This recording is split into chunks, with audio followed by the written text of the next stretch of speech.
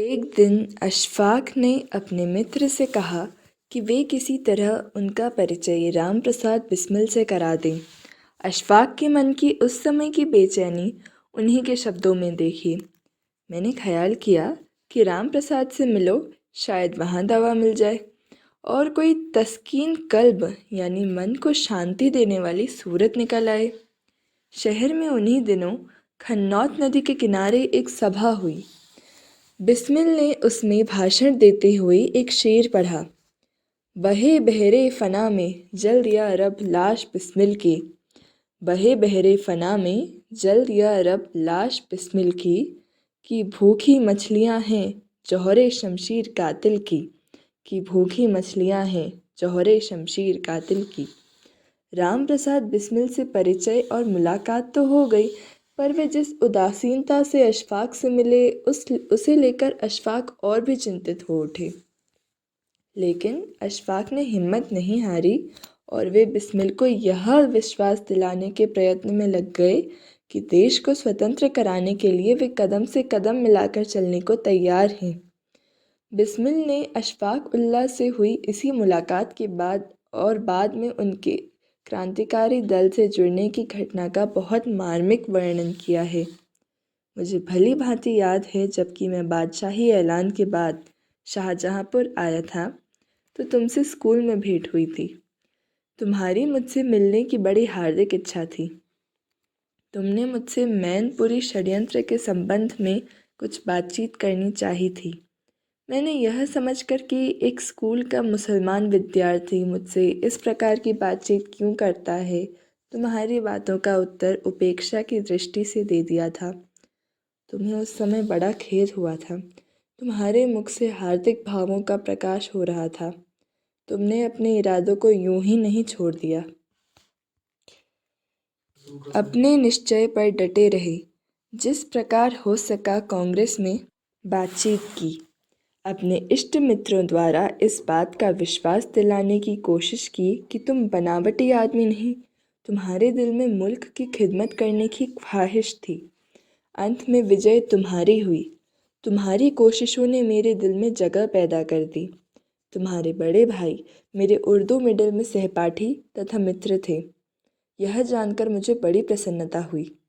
थोड़े दिनों में ही तुम मेरे छोटे भाई के समान हो गए थे, किंतु छोटे भाई बनकर तुम्हें संतोष न हुआ। तुम समानता का अधिकार चाहते थे। तुम मित्र की श्रेणी में अपनी गणना चाहते थे। वही हुआ, तुम सच्चे मित्र बन गए। सबको आश्चर्य हुआ था कि एक कट्टर आर्य समाजी और मुसलमान का मेल कैसा। मैं मुसलमानों की शुद्धि करता था। आर्य समाज मंदिर में मेरा निवास था, किंतु तुम इन बातों की किंचित मात्र चिंता न करते थे। मेरे कुछ साथी तुम्हें मुसलमान होने के कारण घृणा की दृष्टि से देखते थे, किंतु तुम अपने निश्चय में दृढ़ थे। मेरे पास आर्य समाज मंदिर में आते जाते थे। हिंदू मुस्लिम झगड़ा होने पर तुम्हारे मोहल्ले के सब कोई तुम्हें खुल्लम खुल्ला गालियाँ देते थे, काफिर के नाम से पुकारते थे, पर तुम कभी उनके विचारों से सहमत नहीं हुए। सदैव हिंदू मुस्लिम ऐक्य के पक्षपाती रहे। तुम एक सच्चे मुसलमान और सच्चे स्वदेश भक्त थे। तुम्हें यदि जीवन में कोई विचार था तो यही कि मुसलमानों को खुदा अक्ल देता कि वे हिंदुओं के साथ मिलकर के हिंदुस्तान की भलाई करते। जब मैं हिंदी में कोई लेख या पुस्तक लिखता तो तुम सदैव यही अनुरोध करते कि उर्दू में क्यों नहीं लिखते, जो मुसलमान भी पढ़ सकें। तुमने स्वदेश भक्ति के भावों को भली भांति समझने के लिए ही हिंदी का अच्छा अध्ययन किया। अपने घर पर जब माताजी तथा भ्राताजी से बातचीत करते थे तो तुम्हारे मुंह से हिंदी शब्द निकल जाते थे, जिससे सबको बड़ा आश्चर्य होता था। तुम्हारी इस प्रकार की प्रवृत्ति को देखकर बहुतों को संदेह होता था कि कहीं इस्लाम धर्म त्याग कर शुद्धि न करा लो, पर तुम्हारा हृदय तो किसी प्रकार अशुद्ध न था। फिर तुम शुद्धि किस वस्तु की कराते? तुम्हारी इस प्रकार की प्रगति ने मेरे हृदय पर परिपूर्ण विजय पा ली। बहुधा मित्र मंडली में बात छिड़ती कि कहीं मुसलमान पर विश्वास करके धोखा ना खाना। तुम्हारी जीत हुई। मुझ में तुम में कोई भेद न था। बहुधा मैंने तुमने एक थाली में भोजन किया। मेरे हृदय से यह विचार ही जाता रहा कि हिंदू मुसलमान में कोई भेद है। तुम मुझ पर अटल विश्वास तथा अगाध प्रीति रखते थे। हाँ, तुम मेरा नाम लेकर पुकार नहीं सकते थे। तुम तो सदैव राम कहा करते थे। एक समय जब तुम्हें हृदय कंप का दौरा हुआ, तुम अचेत थे। तुम्हारे मुंह से बारंबार राम, हाय राम शब्द निकल रहे थे। पास खड़े हुए भाई बांधवों को आश्चर्य था कि राम राम कहता है। कहते कि अल्लाह अल्लाह कहो, पर तुम्हारी राम राम की रट थी। उसी समय किसी मित्र का आगमन हुआ जो राम के भेद को जानते थे। तुरंत मैं बुलाया गया। मुझसे मिलने पर तुम्हें शांति हुई। तब सब लोग राम राम के भेद को समझे। अंत में इस प्रेम, प्रीति तथा मित्रता का परिणाम क्या हुआ? मेरे विचारों के रंग में तुम भी रंग गए। तुम भी कट्टर क्रांतिकारी बन गए। अब तो तुम्हारा दिन रात यही प्रयत्न था कि जिस प्रकार हो, मुसलमान नवयुवकों में भी क्रांतिकारी भावों का प्रवेश हो। वे भी क्रांतिकारी आंदोलन में योग दें। जितने तुम्हारे बंधु तथा मित्र थे, सब पर तुमने अपने विचारों का प्रभाव डालने का प्रयत्न किया। बहुधा क्रांतिकारी सदस्यों को भी बड़ा आश्चर्य होता कि मैंने कैसे एक मुसलमान को क्रांतिकारी दल का प्रतिष्ठित सदस्य बना लिया। मेरे साथ तुमने जो कार्य किए वे सराहनीय हैं। तुमने कभी भी मेरी आज्ञा की अवहेलना नहीं की। एक आज्ञाकारी भक्त के समान मेरी आज्ञा पालन में तत्पर रहते थे। तुम्हारा हृदय बड़ा विशाल था। तुम्हारे भाव बड़े उच्च थे। मैनपुरी षड्यंत्र केस की आम माफ़ी के बाद बिस्मिल जी जब शाहजहाँपुर आए तो उस समय की स्थिति बड़ी विचित्र थी। कोई उनसे बात करना भी पसंद नहीं करता था। जैसे तैसे कुछ समय व्यतीत हुआ तो बिस्मिल ने अपनी लिखी कैथनाइन और स्वदेशी रंग पुस्तकें प्रकाशित कराईं। क्रांतिकारी जीवन भी उसी समय लिखी, पर उसे छापने को कोई तैयार नहीं हुआ। बिस्मिल अब राम और अज्ञात नाम से भी पत्र पत्रिकाओं में लिखने लगे थे। इसी समय उन्होंने अरविंद घोष की बंगला पुस्तक यौगिक साधना का हिंदी अनुवाद भी किया। बोल्शेविक करतूत और मन की लहर की बची खुची प्रतियां बहुत कम मूल्य पर वे इस समय बेचने को मजबूर हुए थे। असहयोग आंदोलन के पश्चात देश की राजनीति का सूत्र पूरी तरह क्रांतिकारियों के हाथ में आ गया था। शचीन्द्रनाथ सान्याल और योगेश चंद्र चटर्जी के दल जब एक हो गए तो उसका नाम हिंदुस्तान प्रजातंत्र संघ रखा गया और सान्याल जी ने उसका एक संविधान तैयार किया जो पतले और पीले कागज पर छपाए जाने के कारण पीला कागज कहा गया।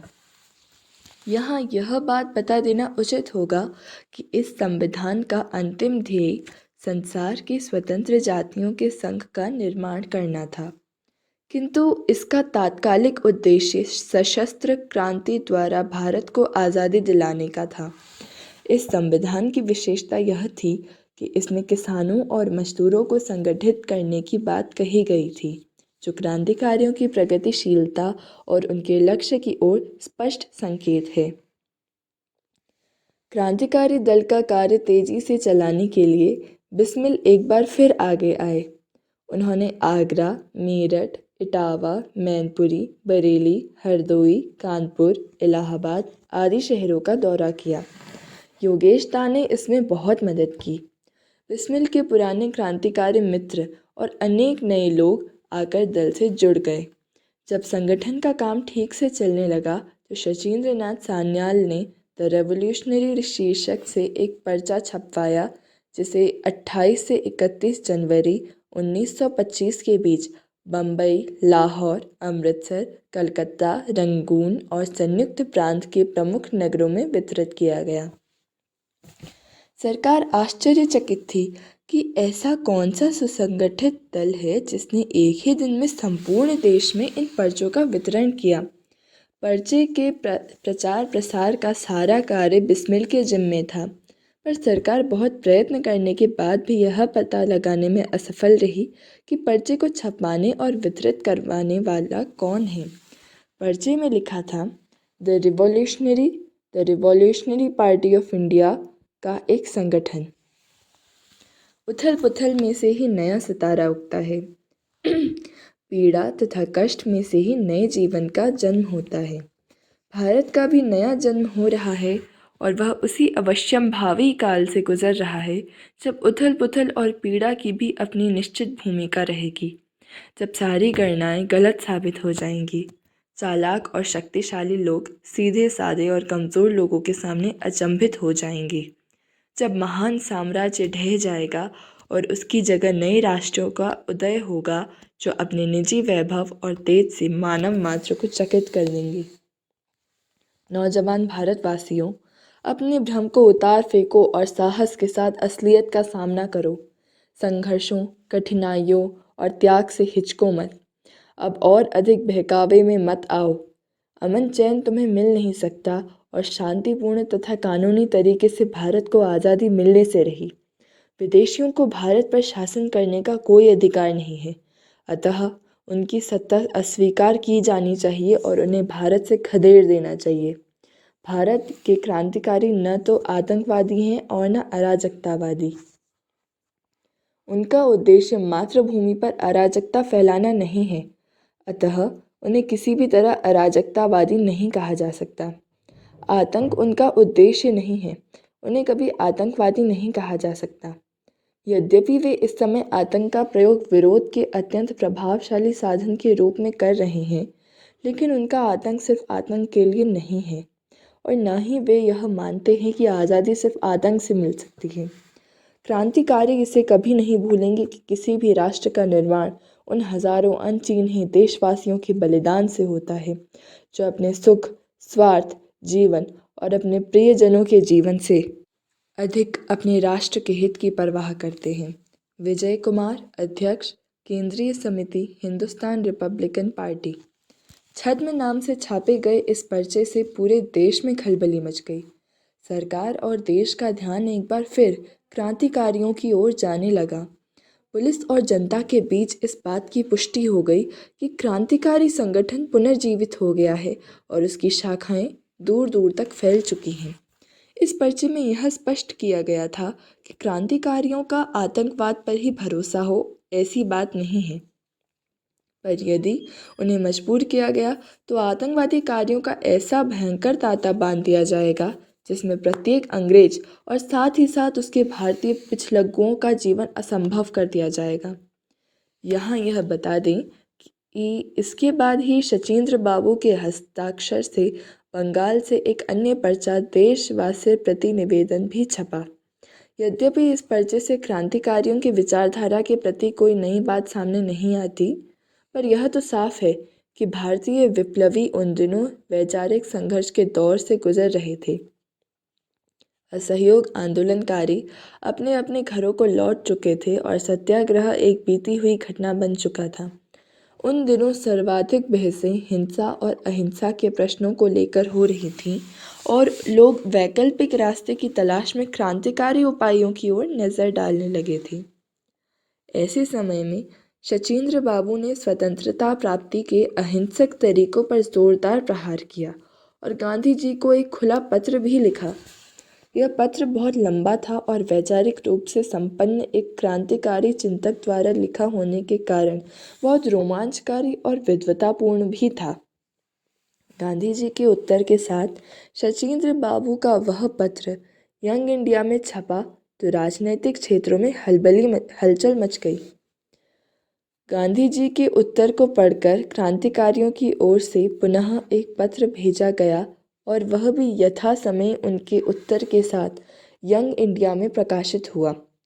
यह वैचारिक बहस कई बार चली, पर क्रांतिकारी दल के अनेक सदस्य इस पत्र व्यवहार की वास्तविक स्थिति से सर्वथा अपरिचित थे।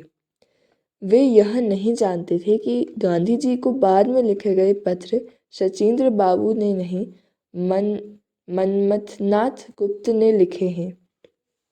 श्री मनमथनाथ गुप्त ने क्रांतिकारी के संस्मरण पुस्तक में इस पत्र व्यवहार का पूरा ब्यौरा दिया है। उल्लेखनीय है कि यह पुस्तक शचीन्द्र नाथ सान्याल जी के जीवन काल में ही प्रकाशित हो गई थी।